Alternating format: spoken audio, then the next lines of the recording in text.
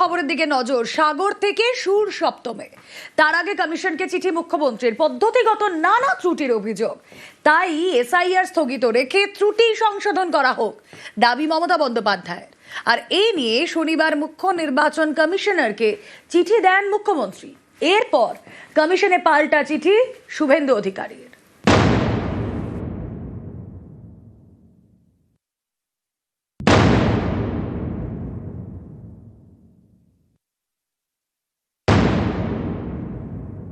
হোয়াটসঅ্যাপে election commission চলছে, direction দেওয়ার ক্ষমতা নেই, আর ভ্যানিশ করে দিচ্ছে মানুষের নাম ভোটার লিস্ট থেকে। আমি বলি, মানুষের অধিকার ভ্যানিশ হলে আপনারাও কিন্তু ভ্যানিশ হয়ে যাবেন। আগামীকাল কোর্ট খুলবে, আমরাও আইনে যাব। এত মানুষের মৃত্যু, এত মানুষকে যেভাবে হ্যারাস করেছে তার বিরুদ্ধে, এবং প্রয়োজন পড়লে আমি নিজেও পারমিশন চাইবো। দরকার হলে আমিও সুপ্রিম কোর্টে গিয়ে মানুষের হয়ে আমি প্লিড করব। আমি মানুষের হয়ে কথা বলবো। আমি একজন সাধারণ নাগরিক হিসেবে আমি তো আমার কথা বলতেই পারি। আমি আমার কথা বলার পারমিশন নেব এবং চোখে আঙুল দিয়ে দেখাবার চেষ্টা করব কিভাবে মানুষকে হেনস্থা করা হচ্ছে।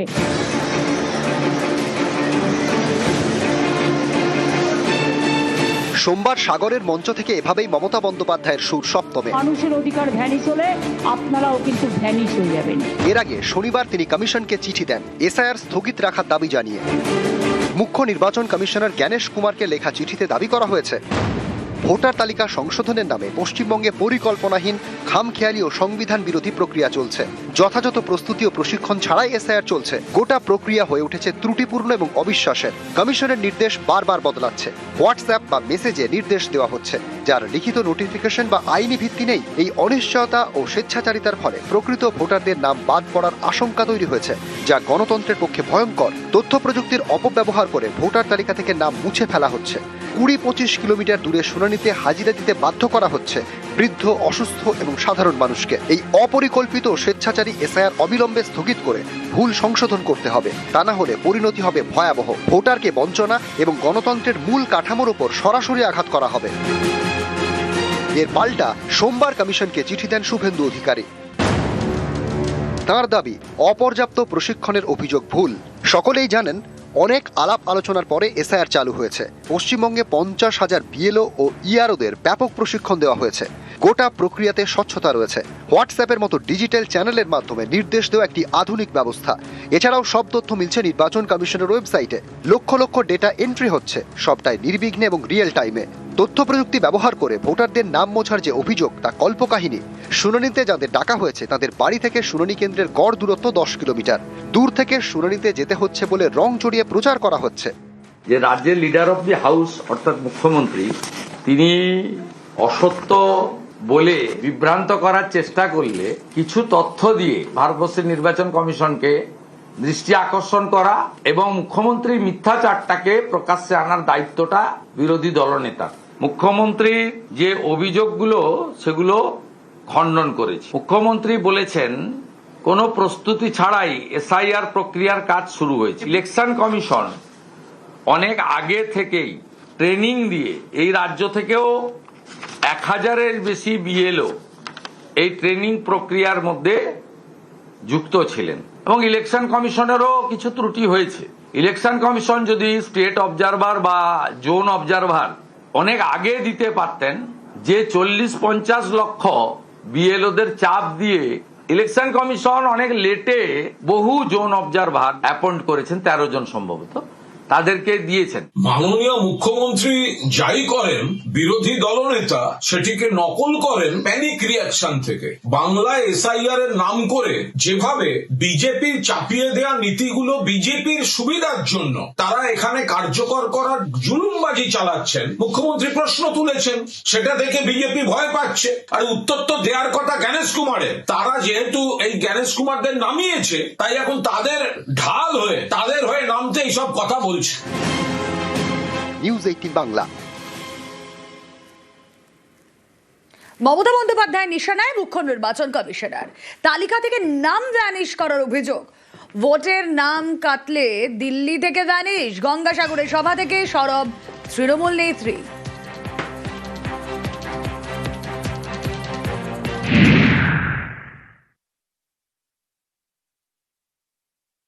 লড়াই করবে, স্বাধীনতা করবে, আর সেই বাংলাকে প্রমাণ দিতে হবে আমি দেশের নাগরিক কিনা।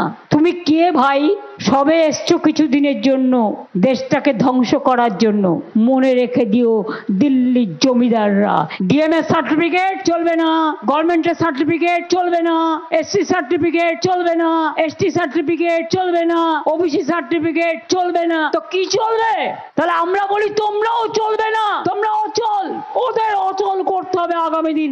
বিজেপি করতে পারে না এমন কোনো কাজ সংসারে নেই। যে 54 লক্ষ নাম বাদ দিয়েছে তাদের অধিকার ছিল 7 নম্বর ফর্ম ফিল আপ করার, ওখানে এআই কে দিয়ে কাটিয়ে দিয়েছে। হোয়াটসঅ্যাপে ইলেকশন কমিশন চলছে, ডিরেকশন দেওয়ার ক্ষমতা নেই, আর ভ্যানিশ করে দিচ্ছে মানুষের নাম ভোটার লিস্ট থেকে। আমি বলি মানুষের অধিকার ভ্যানিশ হলে আপনারাও কিন্তু ভ্যানিশ হয়ে যাবেন। বাংলায় কোনো ডিটেনশন ক্যাম্প নয়, বিজেপি কমিশনকে নিশানা মমতা বন্দ্যোপাধ্যায়।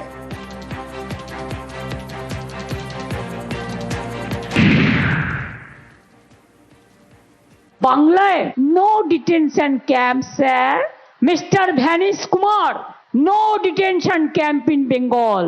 আর দুর্যোধন দুঃশাসন আপনার চোখে রক্তের আগুন দেখান, আমরা আপনাকে বসন্তের ফাগুন দেখাবো, পলাশ ফুলের খেলা দেখাবো। অপেক্ষা করুন বিচারের জন্য। বিচার তো মানুষই দেবে, গণ আদালত, জন আদালত। ভোটের আগে বাংলায় এসআইআর আতঙ্ক, চাপে প্রায় 70 জনের মৃত্যুর অভিযোগ। বিজেপি কমিশনকে তুলোধনা মুখ্যমন্ত্রীর।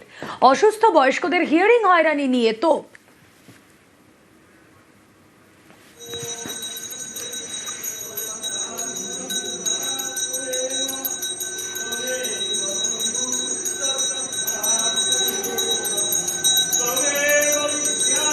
এসআইআর এর নাম বাদ সাধু সন্তদেরও ভারত সেবাশ্রমে দাঁড়িয়ে সরব মুখ্যমন্ত্রী। বিজেপির ইশারায় অন্যায় হচ্ছে বলে তো অন্যায় বরদাস্ত নয় বলে হুঙ্কার মমতা। ভারত সেবাশ্রম সংঘের মহারাজ তার নামটাও কেটে দিয়েছে, অনেক মহারাজ তাদের নামও কেটে দিয়েছে, সাধু সন্তদের নামও বাদ গেছে সাধারণ মানুষের সাথে। এটা অন্যায় করছে। বিজেপির ইশারায় যদি কাজ করে কেউ, মাস্টার যা বলছেন কেউ প্রভুর নির্দেশ তাই পালন করছেন, এটা অন্যায় হচ্ছে মানুষের সাথে। এই অন্যায় বরদাস্ত করা সম্ভব নয়, করবও না, ব্যাস। লক্ষ্মীদের ঘরবন্দি নিদানে তো লক্ষ্মীর ভান্ডার প্রাপকদের ঘরবন্দির নিদান, দাসপুরের বিজেপি নেতার বক্তব্যে নিন্দা। গঙ্গাসাগর থেকে বিজেপি নেতাকে তুলোধনা মমতা। ঘরবন্দির নিদান শাসানির সমান বলেও তো কোন একজন নেতাদের নেতা তিনি নাকি বলেছেন লক্ষ্মীদের বাড়ি থেকে বেরোতে দেবে না ভোটের দিন, তাদের নাকি বন্দি করে রাখবে। আমি বললি লক্ষ্মীদের তো চেনো না, এরা যেমন পাঁচালিও পড়ে, এরা আবার রান্নাও করে, এরা আবার শিল্পও গড়ে, ছেলেদের সাথে কাঁধে কাঁধ মিলিয়ে এরা সৃষ্টিও করে। আজকে শাসানি দিচ্ছে, is it not a crime? এত বড় ক্রিমিনাল অফেন্স কিনা মেয়েদের বেরোতে দেবে না? কি নিদান দিয়েছিলেন দাসপুরের পদ্ম নেতা? এখনো লক্ষ্মীর ভান্ডার পাওয়া মায়েরা আছেন যারা জোড়া ফুলে ভোট দিতে যাবেন। আমি সেই সমস্ত পরিবারের স্বামীদেরকে বলছি, ওই মায়েদেরকে ঘরের বন্দি রেখে দেবেন। ভোটটা দিতে হবে পদ্ম ফুলে, জোড়া ফুলে নয়। তুফানগঞ্জে বিজেপির বিএলএ 2 কে বেধড়ক মার, এসআইআর শুনানিতে হাজির হওয়া ঘিরে উত্তেজনা। বিএলএ 2 তথা বিজেপি নেতাকে মারধরের অভিযোগ। তুফানগঞ্জ 2 ব্লকের ভিডিও অফিসে উত্তেজনা। কথা বলবো, প্রতিনিধি শুভঙ্কর রয়েছেন সঙ্গে। শুভঙ্কর, দেখো তোমাকে জানিয়ে রাখি যে তুফানগঞ্জ 2 ব্লক ভিডিও অফিসে এসআইআর এর হিয়ারিং চলছিল। সে সময় সেখানকার যে সেই বুথের বিএলএ 2 তথা শক্তি প্রমুখ বিজেপি নেতা সুদীপ্ত দাস সেখানে গিয়েছিলেন। সে সময় বিজেপি স্থানীয় যে তৃণমূল নেতা কর্মী তাদের সঙ্গে প্রথমে বচসা বাঁধে, এরপর তাকে মারধর করা হয় বলে অভিযোগ।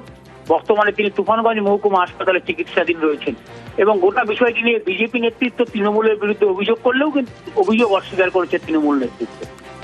ওকে, আমার বুথের 37 জন হিয়ারিং কেস করেছে।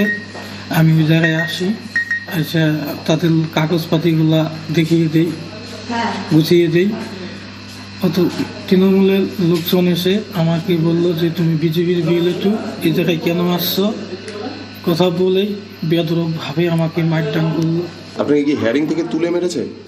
হ্যাঁ, ওই জায়গা থেকে তুলে নিয়ে বাইরে নিয়ে গিয়ে আরো বেদরকভাবে মারছে। তৃণমূল কংগ্রেস কোথাও কোনো বিএলও টুকে মারধর করা এই ধরনের কোনো ঘটনা ঘটেনি, বা এই ধরনের ঘটনা তৃণমূল কংগ্রেস করতেও পারে না, করবেও না। এগুলো বিজেপি একটা সাজানো চক্রান্ত ঘটনা। আদতে মানুষকে যেভাবে হয়রানি করছে সেটা তো তাদেরকে মানতে হবে। সেই সমস্ত এই ক্ষোভের বহিঃপ্রকাশগুলো বিক্ষিপ্ত জায়গায় ঘটছে, আর দায় চাপাচ্ছে তৃণমূলের উপর। এটা একদম ভিত্তিহীন অভিযোগ।